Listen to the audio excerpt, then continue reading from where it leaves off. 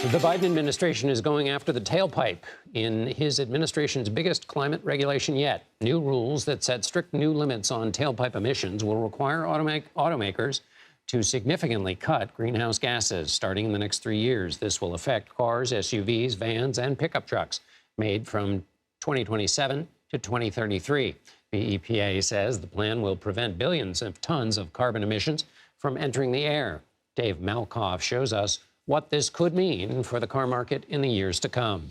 The Biden administration has long signaled it wanted to move car buyers away from gas guzzlers, and today they hit the accelerator. I'm pleased to announce the strongest vehicle pollution technology standard ever finalized in United States history.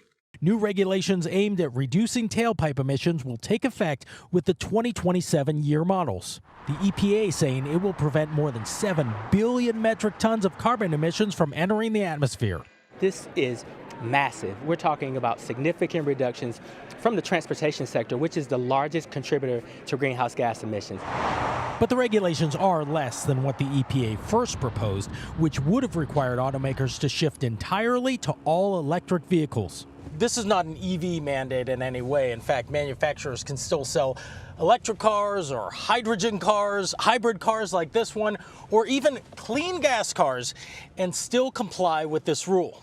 More than 1 million EVs were sold last year, a record number. The average sticker price fell by $2,000 just last month, according to Cox Automotive. 7, 8, 9, 10. Even so, electric vehicles currently make up just about 8% of car sales. Consumers are also concerned about the lack of charging stations and battery range. A year ago, the administration, the EPA, released a rule that, frankly, in our opinion, was unworkable and required a pace that, from our perspective, went too far, too fast.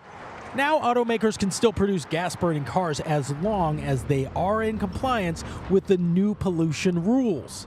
Exactly how they comply, that's up to them, as long as the industry keeps working towards an achievable goal. This is where the rubber hits the road on climate action. This rule is going to tackle the single largest source of carbon pollution in the country, carbon from our cars and trucks. This car dealership outside of Atlanta tells me only about 5% of their total sales are electric vehicles. It's mostly gas vehicles like this. But as the prices start to come down, as battery technology improves and you can go further on one charge, well, maybe that will change by the time these rules come into effect. John?